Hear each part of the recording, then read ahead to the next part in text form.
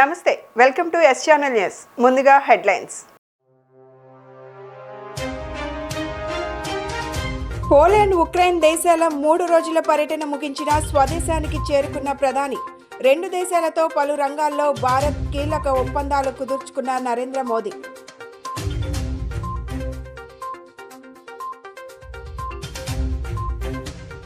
కొత్త క్రిమినల్ చట్టాలను రద్దు చేయాలంటూ విజయవాడలో న్యాయవాదులు ఆందోళన.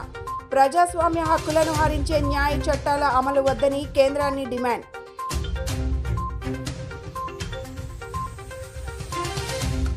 బిఎస్ఎన్ఎల్ ఖాతాదారులకు గుడ్ న్యూస్. టారిఫ్లు పెంచే ప్రసక్తే లేదు. త్వరలో ఉమ్మడి కృష్ణా జిల్లాలో 5G సేవలు అందుబాటులోకి.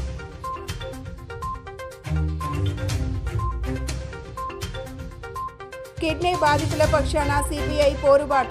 ఈ నెల 27, 28, 29 తేదీలలో ప్రజారోగ్య పరిరక్షణ పాదయాత్రకు శ్రీకారం. 29న జిల్లా కలెక్టరేట్ వద్ద కిడ్నీ బాధితులతో కలిసి ప్రజాసభ నిర్వహణ.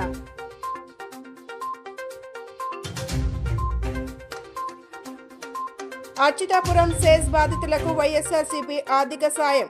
మృతుల కుటుంబాలకు 5 లక్షలు, గాయపడ్డ వారికి ₹1,00,000 చొప్పున అందిస్తున్నట్లు మాజీ మంత్రి బొత్స వెల్లడి. పోలాండ్, ఉక్రెయిన్ దేశాల 3 రోజుల పర్యటన ముగించుకొని ప్రధాని నరేంద్ర మోదీ శనివారం ఢిల్లీ చేరుకున్నారు. పోలాండ్ ప్రధాని డొనాల్డ్ టస్క్, ఉక్రెయిన్ అధ్యక్షుడు జెలెన్స్కీతో ఆయన భేటీ అయ్యారు. వివాదాలను దౌత్య మార్గాలలో పరిష్కరించుకోవడానికి రష్యా, ఉక్రెయిన్కు భారత్ సహకరిస్తుందని మోదీ ఈ సందర్భంగా పునరుద్ఘాటించారు. 2 దేశాలతో పలు రంగాలలో భారత్ ఒప్పందాలు కుదుర్చుకుంది. అచ్యుతాపురం సేజ్ బాధితులకు వైఎస్ఆర్సీపీ ఆర్థిక సాయం ప్రకటించింది. మృతుల కుటుంబాలకు ₹5,00,000, గాయపడ్డ వారికి ₹1,00,000 చొప్పున ఆర్థిక సాయం అందిస్తామని మాజీ మంత్రి బొత్స సత్యనారాయణ వెల్లడించారు. శనివారం ఆయన మీడియా సమావేశంలో మాట్లాడుతూ బాధితులను కలిసి ఆర్థిక సాయం అందజేస్తామని తెలిపారు.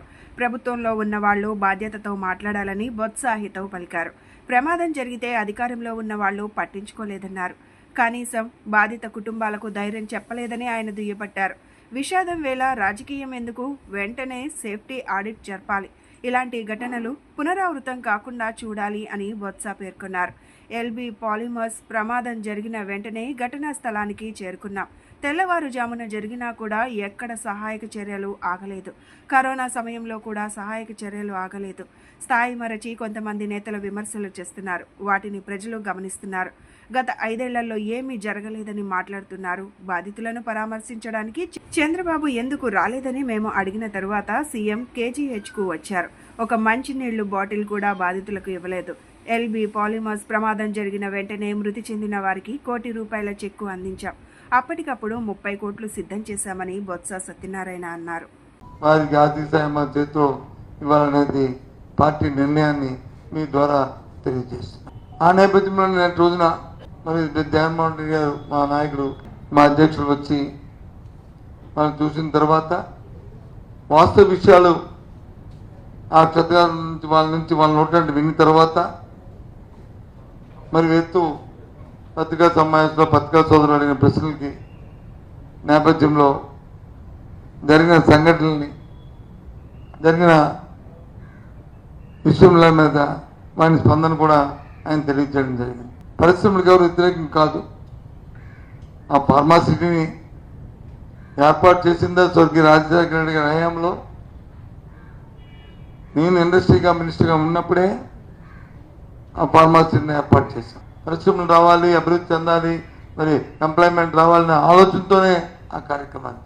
కానీ తర్వాత జరుగుతున్న ప్రభుత్వాలు వచ్చి వాటిలో ఏదైనా ఒక సంఘటన జరిగితే ఆ సంఘటన పట్ల మళ్ళీ పునరావృతం అవ్వకుండా ఏమేమి చర్యలు తీసుకోవాలి, ఒకవేళ జరిగిన సంఘటన వెంటనే ఇమీడియట్.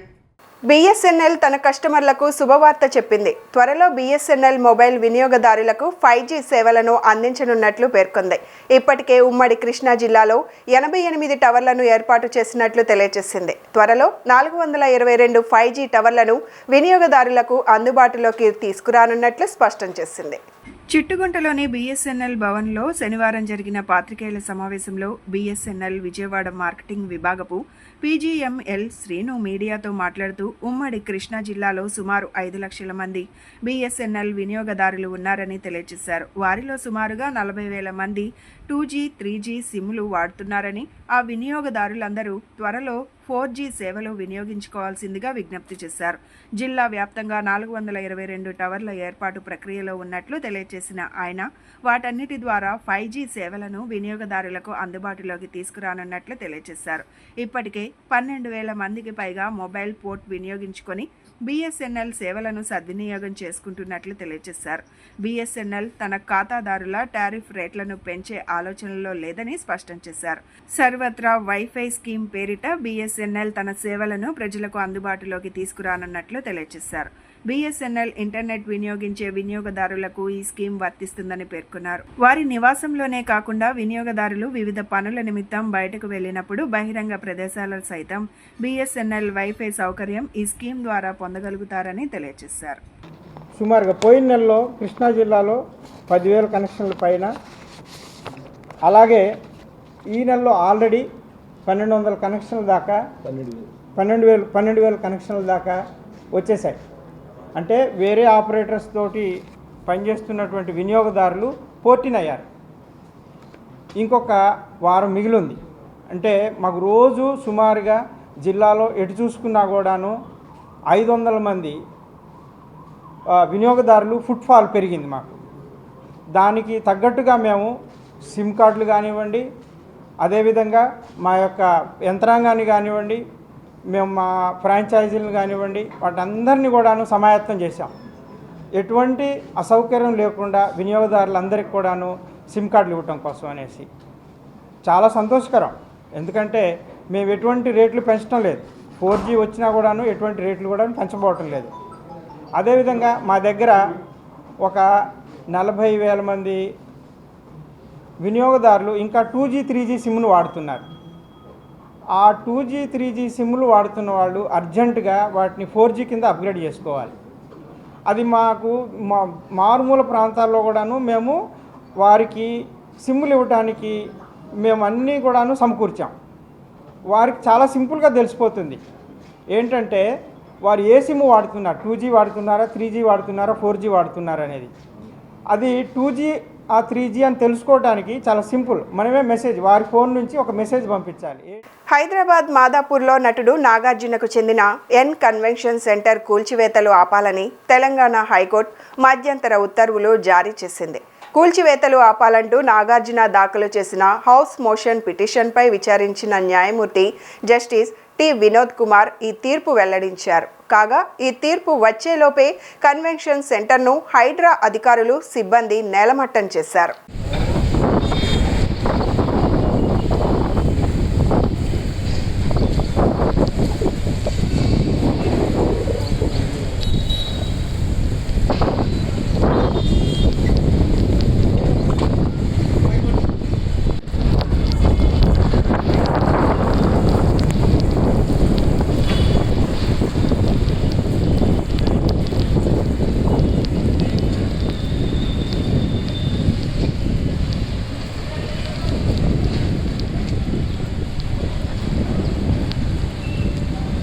తిరుమల తిరుపతి దేవస్థానం అన్నదాన పథకానికి విజయవాడ నుండి ఉచితంగా కూరగాయల పంపిణీ కార్యక్రమం శనివారం జరిగింది. భారతీనగర్ సత్య టవర్స్ నివాసితులైన సుంకర విజయబాబు, గొల్లు నరేంద్ర శ్యామ్ కుమార్ కుటుంబ సభ్యులు స్వామివారి నిత్యాన్నదాన పథకానికి 10 టన్నుల కూరగాయలను ఉచితంగా పంపిణీ చేశారు. స్వర్గీయ మాండవ కుటుంబరావు ఆశీస్సులతో స్వామివారి నిత్యాన్నదాన కార్యక్రమానికి విజయవాడ నుండి క్రమం తప్పకుండా ఉచితంగా కూరగాయలను పంపిణీ చేస్తున్నట్లు తెలియజేశారు. నిత్యాన్నదాన పథకానికి విజయవాడ నుంచి భక్తుల ఆశీస్సులతో నెలకు సరిపడా కూరగాయలను స్వామివారి సన్నిధానానికి పంపించడం జరుగుతుందని పేర్కొన్నారు. ఈ కార్యక్రమం చేపట్టడం జరిగిందండి. తిరుమలలో జరిగే అన్నదానానికి కుటుంబరావు గారు ఒక పేపర్లో చదివి 10 టన్నులు కూరగాయలు అక్కడ జరిగే కార్యక్రమానికి 200 కిలోలు 300 కిలోలు ఇవ్వడం అనేది ఒక పేపర్లో చదివి ఆయన ఈ 200-300 కిలోలు ఏంటి, అసలు తిరుమలలో అన్నదానం ఏంటి అని ఆయన ఇక్కడి నుంచి తిరుమల వెళ్ళి అక్కడ జేఏఓ గారితో ఏఓ గారితో మాట్లాడి మేము కృష్ణా జిల్లా నుంచి విజయవాడ నుంచి మేము నెలకి సరిపడా కూరగాయలు మేము పంపిస్తాం, అలాగే ప్రతి నెల ఎన్ని టన్నులు పడితే అన్ని రాష్ట్రాలను గ్యాదర్ చేసి మేము పంపిస్తామని చెప్పి అక్కడ జేఏఓ గారితో మాట్లాడి ఆ రోజు కనుమూరు బాపరాజు గారితో కూడా సంప్రదించి మరి ఆ రోజు మాట్లాడడం జరిగిందండి. అలాగే తిరుమల దేవస్థానంలో టెండర్ అనేది లేకున్నా టెండర్లో అనేక రకాల మోసాలు జరుగుతున్నాయి అక్కడ స్వామివారి దేవస్థానంలో. అసలు అలాంటి కూరగాయల ఖరీదులో టెండర్ అనేది లేకున్నా ఫ్రీగా 2006 నుంచి ఈ రోజుకి కూడా ఫ్రీగా కూరగాయలు పంపిస్తున్నాడు. కుటుంబరావు గారు పుణ్యం అండి ఇది. కుటుంబరావు గారు మరి ఆ రోజు ఆయనకి ఆలోచన రావడం, మరి వాళ్ళ తల్లిదండ్రులు పూర్వజన్మ సుకృతం. అలాగే అన్నదానాలు అన్నింటిలోగా అన్నదానం అనేది ఒక మంచి కార్యక్రమం, మన పూర్వీకుల నుంచి మనం తెలుసుకున్నది అది. అలాగే ఈరోజు 1,00,000 మందికి తిరుమల దేవస్థానం అన్నదానం జరుగుతుందండి. 1,00,000 మందికి కూరగాయలు కావాలంటే రోజుకి 8 టన్నుల కూరగాయలు కటింగ్ అవుతున్నాయి అక్కడ. 8 టన్నుల కూరగాయలు అంటే కనీసం 1,00,000 నుంచి 1,20,000 రూపాయలు విలువ చేసే కూరగాయలు పంపించడం జరుగుతుంది మనం. అలాగే 2006 నుంచి ఏకగ్రీవంగా ఈ రోజుకి మన విజయవాడ నుంచి మరి మనం కూరగాయలు పంపించడం జరుగుతుందండి. అలాగే మన మధ్యలో ఆయన లేకపోవడం మరి కుటుంబరావు గారు 1 సంవత్సరం అవుతుందండి. ప్రజల ప్రాణాలు పోతున్న కిడ్నీ బాధితుల వ్యధలు పాలకులకు పట్టడం లేదని, కూతవేటు దూరంలో కృష్ణా జలాలు ఉన్నా సరఫరా చేసే నాదులే కరువయ్యారని భారత కమ్యూనిస్ట్ పార్టీ ఎన్టీఆర్ జిల్లా కార్యదర్శి దోనేపూడి శంకర్ ఆవేదన వ్యక్తం చేశారు. సిపిఐ ఎన్టీఆర్ జిల్లా కార్యదర్శి దోనేపూడి శంకర్ ఆధ్వర్యంలో 27, 28, 29 తేదీలలో ప్రజారోగ్య పరిరక్షణ పాదయాత్రను జయప్రదం చేయాలని కోరుతూ శనివారం స్థానిక హనుమాన్పేట దాసరి భవన్లో పోస్టర్ను ఆవిష్కరించి మీడియా సమావేశం నిర్వహించారు. ఈ సందర్భంగా ఆయన మాట్లాడుతూ తిరువూరు నియోజకవర్గం ఏకొండూరు మండలం మరియు గంపలగూడెం మండలాలు కిడ్నీ బాధితుల ఆవాస కేంద్రాలుగా మారిపోయాయన్నారు. గత 5 సంవత్సరాల కాలంలో ఏకొండూరు, చీమలపాడు, గంపలగూడెం మండలం, అనుమలంక గ్రామ దళిత గిరిజన తండాలలో 300 మందికి పైగా ఊపిరి వదిలారని, 100 మంది గిరిజన తండాల్లో కిడ్నీ వ్యాధితో బాధపడుతూ ఆసుపత్రుల చుట్టూ తిరుగుతున్నారన్నారు. ఒక్క ఏకొండూరుకే కాదు, తిరువూరు నియోజకవర్గం మొత్తానికి కృష్ణా జలాలను సరఫరా చేస్తామని చెప్పిన నాటి ప్రభుత్వాల మాటలు నీటి మూటలుగా మారిపోయాయని శంకర్ విమర్శించారు. 50 కోట్లతో కృష్ణా జలాలను పైప్ లైన్ల ద్వారా మంచినీటిని సరఫరా చేస్తామని చెప్పిన ప్రభుత్వ నేతలు ముందుకు సాగలేదని గుర్తు చేశారు. పాడెక్కుతున్న ప్రజారోగ్యాన్ని కాపాడాలని కోరుతూ సిపిఐ ఆధ్వర్యాన ఆగస్టు 27, 28, 29 తేదీల్లో ప్రజారోగ్య పరిరక్షణ పాదయాత్ర ఏకొండూరు నుండి ఆగస్టు 27వ తేదీన ప్రారంభమై చీమలపాడు, పుల్లూరు, మైలవరం, చంద్రగూడెం, ఇబ్రహీంపట్నం, విజయవాడల మీదుగా గ్రామాన జరిగే 100 కిలోమీటర్ల ప్రజారోగ్య పరిరక్షణ పాదయాత్రలో ప్రజలు భాగస్వాములు కావాలని ఎన్టీఆర్ జిల్లా సిపిఐ సమితి ప్రజలకు విజ్ఞప్తి చేస్తుందన్నారు. 29 మధ్యాహ్నం కలెక్టరేట్ కార్యాలయం వద్ద కిడ్నీ బాధితులు ప్రజలతో సభ నిర్వహించడం జరుగుతుందని తెలిపారు. తిరువూరు నియోజకవర్గాన్ని కిడ్నీ బాధితుల సమస్యకు పరిష్కారం చూపాలని చెప్పి 27, 28, 29వ తేదీలలో జరగనున్న పాదయాత్రలో కిడ్నీ బాధితులు ప్రజలు పెద్ద ఎత్తున పాల్గొని స్వాగతం పలకాలని చెప్పి గ్రామాన జరిగే ఈ పాదయాత్ర 100 కిలోమీటర్ల మేర సిపిఐ చేపట్టింది. దానిలో భాగంగా ఈ రోజున ప్రభుత్వాలు, పాలక వర్గాలు నిర్లక్ష్యం వహిస్తున్నటువంటి తరుణంలో కృష్ణానది చెంతనే ఉన్న కృష్ణా జలాలు తిరువూరు నియోజకవర్గానికి సరఫరా కావు. 50 కోట్లు వాగ్దానం చేస్తామని చెప్పినటువంటి నాటి ప్రభుత్వ పాలకులు నీటి మూటలు అయిపోయినటువంటి పరిస్థితి.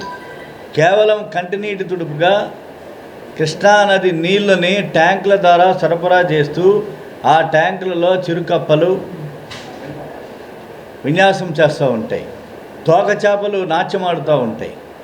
ఇది కార్పొరేషన్ వారు లేదా పంచాయతీ వారు లేదా వాటర్ రిసోర్సెస్ వారు చేసేటువంటి సప్లై చేసేటువంటి వాటర్లో ఉన్నటువంటి పరిస్థితి. కాబట్టి వాళ్ళ రోజుకొకళ్ళు పిట్టల్లాగా రాలిపోతున్నటువంటి పరిస్థితి, ఊపిరిలో వెళ్తున్నటువంటి పరిస్థితిని మనం చూస్తాం. నగర నీటి అవసరాలు తీర్చడం కోసం మున్సిపల్ కార్పొరేషన్కు నిధులను ఇవ్వాలని ట్యాక్స్ పేయర్స్ అసోసియేషన్ డిమాండ్ చేయగా ఏపీ ప్రభుత్వం సానుకూలంగా స్పందించిందని ట్యాక్స్ పేయర్స్ అసోసియేషన్ అధ్యక్షులు వి సాంబిరెడ్డి, కార్యదర్శి ఎంవి ఆంజనేయులు అన్నారు. విజయవాడ నగరంలో పాత పైపులు మార్చి వాటి స్థానంలో హెచ్ పైపులను ఏర్పాటు చేయడం జరిగితే విజయవాడ నగరంలో నీటి సమస్య పరిష్కారం అవుతుందని చెప్పారు. నగరంలోని ట్యాక్స్ పేయర్స్ కార్యాలయం నందు నిర్వహించిన మీడియా సమావేశంలో ట్యాక్స్ పేయర్స్ అసోసియేషన్ అధ్యక్షులు వి సామిరెడ్డి, కార్యదర్శి ఎంవి ఆంజనేయులు మాట్లాడారు. విజయవాడ నగర నీటి అవసరాల కోసం ప్రకాశం బ్యారేజీకి దిగువన చెక్ డ్యాం నిర్మాణానికి అంచనాలను తయారు చేసి ట్యాక్స్ పేయర్స్ అసోసియేషన్ రాష్ట్ర ప్రభుత్వ ఆమోదానికి పంపిందని తెలిపారు. విజయవాడ నగరంలో తలెత్తిన నీటి సమస్యను దృష్టిలో పెట్టుకుని పరిష్కారం కోసం ప్రకాశం బ్యారేజీకి దిగువన 5 టీఎంసీల నీరు నిల్వ డ్యాంను నిర్మించాలని, నగరంలోని పాత నీటి పైపులను పూర్తిగా మార్చడం కోసం మున్సిపల్ కార్పొరేషన్కు నిధులను ఇవ్వాలని ట్యాక్స్ పేయర్స్ అసోసియేషన్ ఆ మెమరాండంలో కోరిందన్నారు. దీనికి స్పందించిన రాష్ట్ర ప్రభుత్వం ట్యాక్స్ పేయర్స్ అసోసియేషన్ ప్రతిపాదనలను జలవనరుల శాఖకు పంపిందన్నారు. వరద నీటిని ఆపే విధంగా కృష్ణానదిపై ప్రకాశం బ్యారేజీకి దిగువన పెనమలూరు మండలం చోడవరం గ్రామం వద్ద 4.131 టీఎంసీ సామర్థ్యంతో ఓ చెక్ డ్యాంను, మోపిదేవి మండలం బండికోళ్లంక గ్రామం వద్ద 4.95 టీఎంసీ సామర్థ్యంతో మరో చెక్ డ్యాంను నిర్మించడానికి అంచనాలను తయారు చేసి రాష్ట్ర ప్రభుత్వం ముందుంచామని, ప్రభుత్వ ఆమోదం రాగానే ప్రాజెక్టు పనులు చేపడతామని జల వనరుల శాఖ తెలియజేసిందన్నారు. నగరంలోని పాత నీటి పైపులను పూర్తిగా మార్చే విషయంలో సత్వరమే స్పందించవలసిందిగా కోరుతూ విజయవాడ మున్సిపల్ కమిషనర్కు CDMA లేఖ రాసిందన్నారు. నగర నీటి సమస్యపై ట్యాక్స్ పేయర్స్ అసోసియేషన్ పంపిన మెమరాండానికి వెంటనే స్పందించిన రాష్ట్ర ప్రభుత్వానికి ట్యాక్స్ పేయర్స్ అసోసియేషన్ ధన్యవాదాలు తెలియజేస్తుందని చెప్పారు. గత జనవరి నెల నుంచి కూడా విజయవాడ నగరంలో నీటి సమస్య తలెత్తినటువంటి విషయం అందరికీ తెలిసిందే. పైన పులిచింతలు అయిపోయినాయి, కింద ప్రకాశం బ్యారేజ్ దగ్గర నీళ్ళు అయిపోయినాయి, మొత్తం అయిపోయి నీళ్ళు అడిగంటంతో నగరపాలక సంస్థ నీళ్లను సరఫరా చేయడానికి కూడా చాలా ఇబ్బంది పడిపోయినటువంటి పరిస్థితి ఉంది. చాలా చోట్ల బోర్లు వేసి నీళ్ళు ఇచ్చారు, ఇట్లా రకరకాలుగా చేశారు. చాలా చోట్ల కలుషితమైన నీరు రావటం, అలాగే సరైనటువంటి నీళ్ళు రాకపోవడం ఇట్లా జరిగింది. కొన్ని చోట్ల సరే పైపులు లీకేజీలు ఇట్లాంటివి ఉండి మనుషులు చనిపోవడం కూడా జరిగింది. ఇవన్నీ దృష్టిలో పెట్టుకొని విజయవాడ నగరంలో వాస్తవానికి జరుగుతుంది ఏమిటని చెప్పాలంటే 50% ఆఫ్ ది జనాభా మనకి ఈ నదీ నీళ్ళు కాకుండా బోరు నీళ్ళు వాడుతున్నారు. అపార్ట్మెంట్లో ఉండేవాళ్ళు, మల్టీ స్టోరీడ్ బిల్డింగ్స్లో ఉండేవాళ్ళు, అలాగే కాంప్లెక్స్లకి ఇట్లా రకరకాలుగా వాడుతుంది. 50% దాకా సుమారుగా ఈ బోరు నీళ్ళు వాడుతున్నారు. అంటే వీళ్ళు దాదాపు 50% వరకే వీళ్ళు నీళ్ళు ఇవ్వగలుగుతున్నారు, ఏది ఇప్పుడు ఉన్నటువంటి రోజుల్లో కూడా. ఈ పరిస్థితి నగరం నది ఒడ్డును పెట్టుకొని ఇలా జరగడం అనేది సరైంది కాదు అని చెప్పని మేము రాష్ట్ర ప్రభుత్వానికి ఒక లేఖ రాసాం. ఏం రాసామంటే అందులో విజయవాడ నగరానికి 5 టీఎంసీల నీళ్ళు అవసరం, అవి ఎందుకు అవసరమో చెప్పాం. ఈ 5 టీఎంసీల నీళ్ళు నిలబెట్టుకునే సామర్థ్యం మనకు లేదు. ఎందుకంటే ప్రకాశం బ్యారేజ్ 3 టీఎంసీనే, అందుట్లో అది ఇరిగేషన్కి సంబంధించింది కాబట్టి అక్కడ అవకాశం లేదు కాబట్టి కింద ఎక్కడో చోట వరద నీటిని ఆపుకునే విధంగా ఒక 5 టీఎంసీ కెపాసిటీతో ఒక స్టామ్ వాటర్ మన చెక్ డ్యామ్ కట్టండి అని చెప్పని అక్కడ మేము ఆ లెటర్లో రాసాం. రెండోది విజయవాడ నగరంలో వేసిన పైపులన్నీ కూడా పాతల పైపు లైన్లు కాబట్టి ఆ పైప్ లైన్లన్నీ మార్చి HD పైపులు వేయాలి, వేస్తే ఈ కలుషితం కాకుండా ఉంటుంది. ఇదంతా మార్చాలంటే నగరపాలక సంస్థ దగ్గర డబ్బులు సరిపోవు కాబట్టి మీరు నిధులు శాంక్షన్ చేయండి అని చెప్పి రాసాం. ట్యాక్స్ పేయర్స్ అసోసియేషన్గా మేము రాష్ట్ర ప్రభుత్వం ప్రజలకి సురక్షితమైన మంచినీటిని అందించాలని విజ్ఞప్తి చేస్తున్నాం. విజయవాడ పట్టణానికి ఆనుకుని కృష్ణానది ప్రవహిస్తున్నప్పటికీ కూడా రక్షిత నీరు లేక ప్రజలు అనారోగ్యం పాలయ్యి ఎంతమంది మరణించారనేది ఈ మధ్యన మనందరం చూసాం. దానివల్ల ఏంటంటే ప్రభుత్వాలు కూడా గతంలో విజయవాడకి పర్మనెంట్గా తాగునీరు ఏర్పాటు చేయాలి అనే ఉద్దేశంతో కృష్ణానది దిగువ భాగాన యనమల కుదురు దగ్గర ఒక అడ్డుకట్ట, రేపల్లి దగ్గరలో ఒక అడ్డుకట్ట 2 చోట్ల వేసి 2 10 టీఎంసీల నీటిని మనం నిల్వ చేసినట్లయితే తాగునీటికి ఎటువంటి అభ్యంతరం కూడా ఉండదు అని నిర్ణయానికి వచ్చారు. అది ఈ ప్రభుత్వం మాకు ఇప్పుడు తెలియజేసింది. ఇదిగోండి దీని మీద మేము ప్రోగ్రెస్గా వెళ్ళి వర్క్ బిగిన్ చేస్తున్నామని. ప్రభుత్వానికి మేము చెప్పేది ఏంటంటే ఇప్పుడు వర్షాకాలం కాబట్టి వరదలు వస్తున్నాయి. అక్టోబర్ నుంచి కనుక మీరు రియల్ వర్క్ ప్రారంభించినట్లయితే జూన్ వచ్చేసరికి కొంత ప్రోగ్రెస్ వస్తుంది. తర్వాత వరదలు వచ్చినప్పటికీ కూడా వర్క్ అనేది కంటిన్యూ చేయొచ్చు. ప్రభుత్వాలు, కార్పొరేట్ శక్తులు ఆదివాసీల హక్కుల ఉల్లంఘనకు పాల్పడుతున్నాయని ఆదివాసీ హక్కుల పోరాట సంఘీభావ కమిటీ ధ్వజమెత్తింది. ఆదివాసీల హక్కుల ఉల్లంఘన నిరసిస్తూ ఈ నెల 26వ తేదీన విజయవాడలో ధర్నా నిర్వహించనున్నట్లు సంఘ నేతలు మీడియాకు వెల్లడించారు. విజయవాడ ప్రెస్ క్లబ్లో జరిగిన పాత్రికేయుల సమావేశంలో ఆదివాసీ హక్కుల పోరాట సంఘీభావ కమిటీ నేతలు మాట్లాడుతూ కార్పొరేటీకరణ పేరిట యథేచ్ఛగా ఆదివాసీల హక్కుల ఉల్లంఘన జరుగుతుందని ఆవేదన వ్యక్తం చేశారు. దేశవ్యాప్తంగా జరుగుతున్న ఈ దమనకాండకు అమాయకులైన ఆదివాసీలు ప్రాణాలు కోల్పోతున్నారని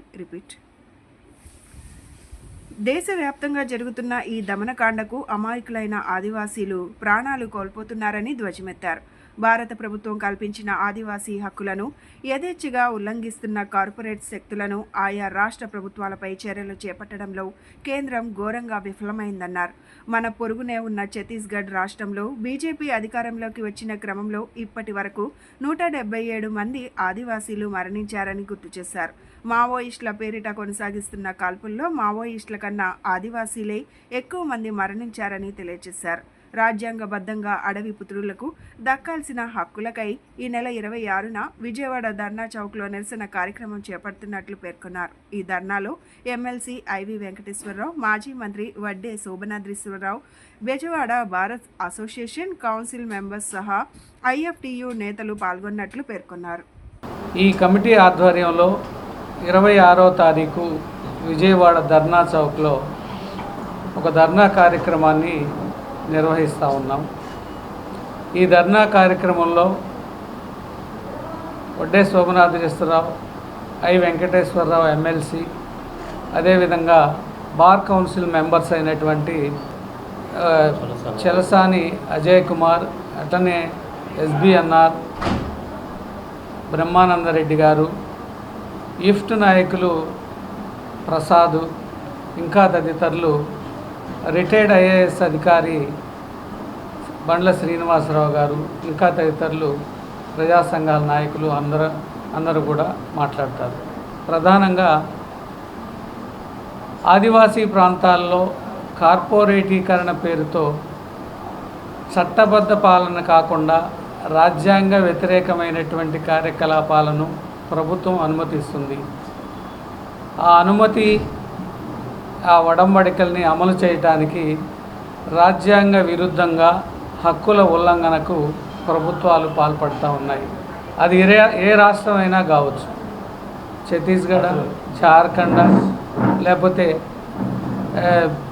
ఒరిస్సానా, అదేవిధంగా ఏఓబీనా, అన్ని చోట్ల కూడా ఈ విధంగా రాజ్యాంగ ఉల్లంఘనకు సీఎం నారా చంద్రబాబుకు మాజీ మంత్రి వడ్డే శోభనాద్రీశ్వరరావు 9 అంశాలతో కూడిన బహిరంగ లేఖ విడుదల చేశారు. రాజధాని నిర్మాణం కోసం 33,000 ఎకరాలు భూమి అవసరం లేదని స్పష్టం చేశారు. మోడీ గవర్నమెంట్లో ప్రధాన భాగస్వామ్యమైన చంద్రబాబు ప్రభుత్వం ప్రత్యేక హోదాను సాధించాలని డిమాండ్ చేశారు. గాంధీనగర్ ప్రెస్ క్లబ్ నందు మాజీ మంత్రి వడ్డే శోభనాద్రీశ్వరరావు శనివారం మీడియా సమావేశం నిర్వహించారు.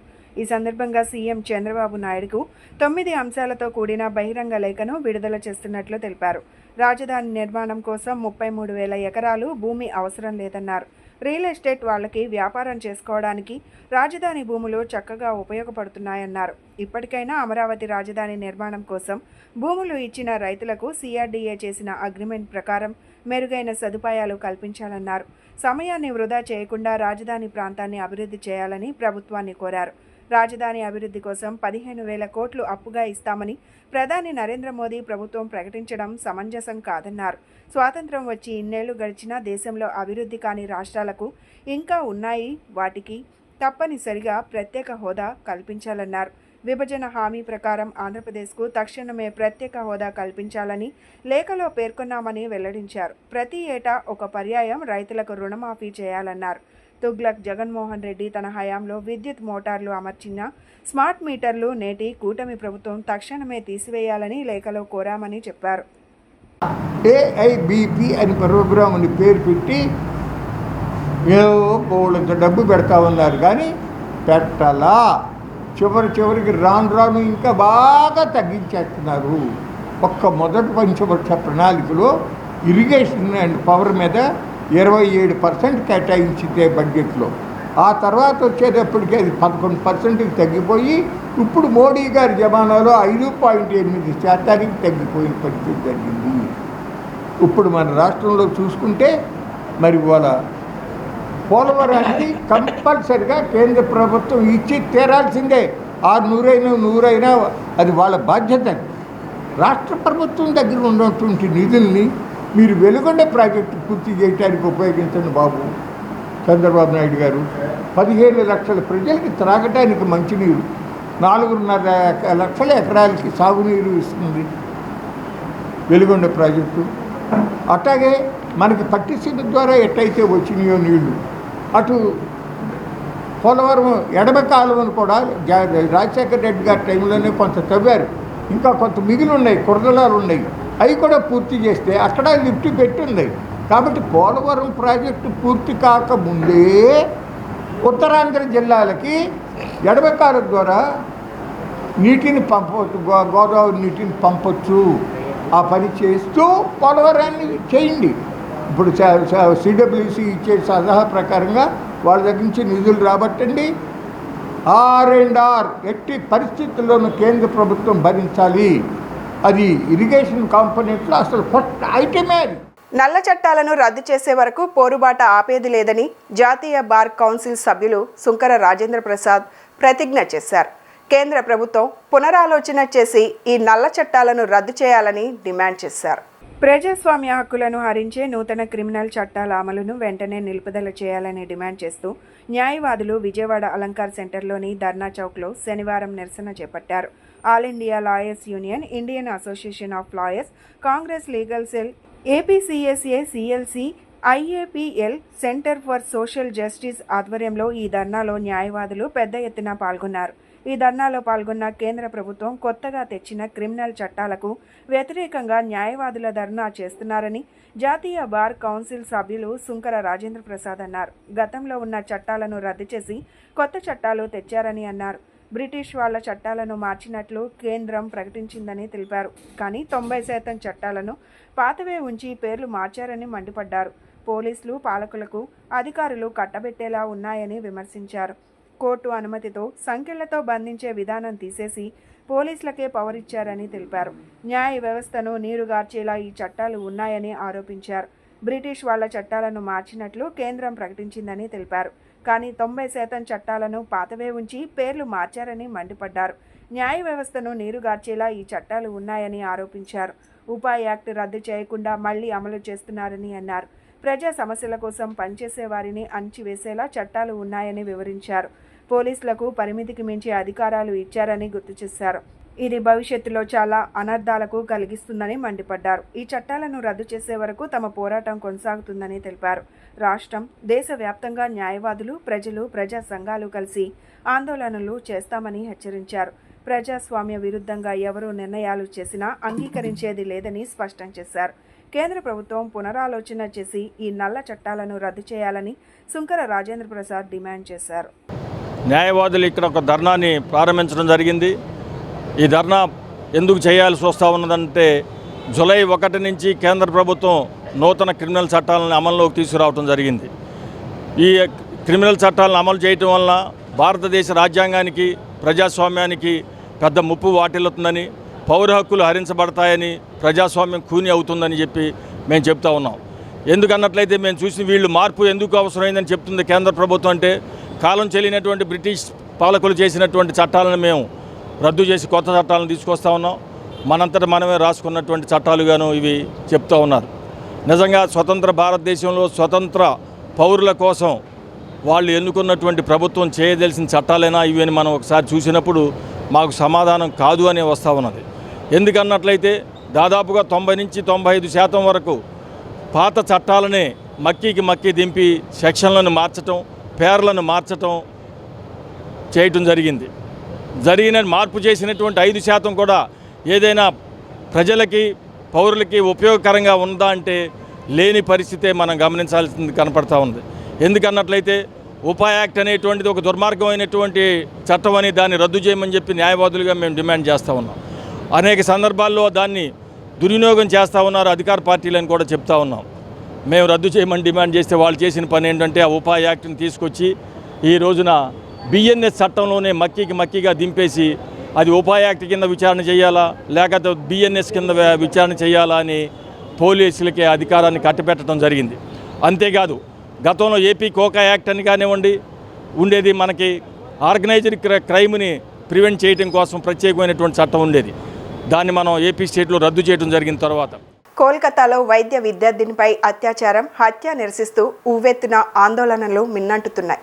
కోల్కతా ఆర్జీకర్ ఆసుపత్రి సిబ్బంది నిర్లక్ష్యం కారణంతోనే ట్రైనీ మెడికల్ స్టూడెంట్ దుర్మరణం పాలైందని, ఇలాంటి ఘటనలు పునరావృతం కాకుండా నిందితులను కఠినంగా శిక్షించాలని విద్యార్థి, మహిళా ప్రజా సంఘాలు డిమాండ్ చేస్తున్నాయి. ఈ క్రమంలో విజయవాడ స్టెల్లా కళాశాల విద్యార్థులు శనివారం శాంతి ర్యాలీ చేపట్టారు. స్టెల్లా కళాశాల ప్రాంగణం నుంచి నిర్మలా కాన్వెంట్ సిగ్నల్ వరకు ప్లకార్డులు ప్రదర్శిస్తూ ముందుకు సాగారు. కళాశాల కరెస్పాండెంట్ సిస్టర్ లీనా మాట్లాడుతూ, నిర్భయ వంటి చట్టాలు వచ్చినా మానవ మృగాలలో మార్పు రావడం లేదన్నారు. కోల్కతా మెడికల్ స్టూడెంట్ ఇందుకు నిదర్శనమన్నారు. ట్రైనీ మెడికోపై అత్యాచారం, హత్యకు పాల్పడిన దోషులను కఠినంగా శిక్షించాలని డిమాండ్ చేస్తున్నామని పేర్కొన్నారు. Today we are taking out a rally. We stand in solidarity with the women who are facing atrocities all over, and today especially we want to stand in solidarity against the heinous act that has taken place in Calcutta. We believe that women rights are human rights. So we need to protect women. We need to create a world where the women should feel free to live without fear of violence, injustice, harassment, discrimination. So today our students and the faculty are taking out a rally to voice out our opinion outside on the road.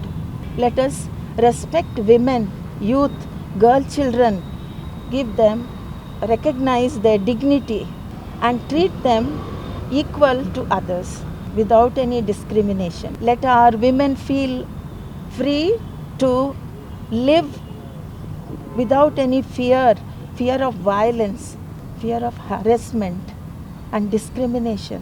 May it be in a home, in the society or in the workplace. Bulletin ముగించే ముందు headlines మరొకసారి.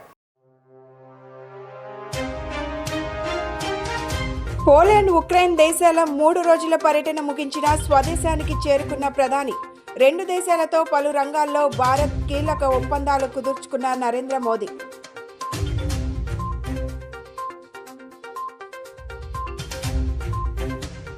కొత్త criminal చట్టాలను రద్దు చేయాలంటూ విజయవాడలో న్యాయవాదులు ఆందోళన.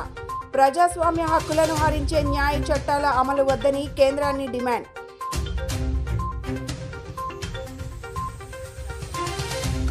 BSNL ఖాతాదారులకు గుడ్ న్యూస్. టారిఫ్లు పెంచే ప్రసక్తే లేదు. త్వరలో ఉమ్మడి కృష్ణా జిల్లాలో 5G సేవలు అందుబాటులోకి.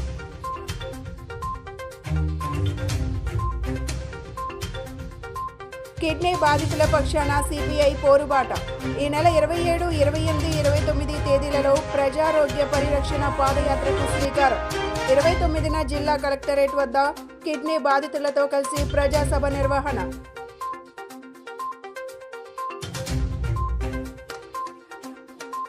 అచ్యుతాపురం సేజ్ బాధితులకు వైఎస్ఆర్సీపీ ఆర్థిక సాయం. మృతుల కుటుంబాలకు 5 లక్షలు, గాయపడ్డ వారికి ₹1,00,000 చొప్పున అందిస్తున్నట్లు మాజీ మంత్రి బొత్స వెల్లడి. ఇవి ఈనాటి bulletin updates. Keep watching S channel news.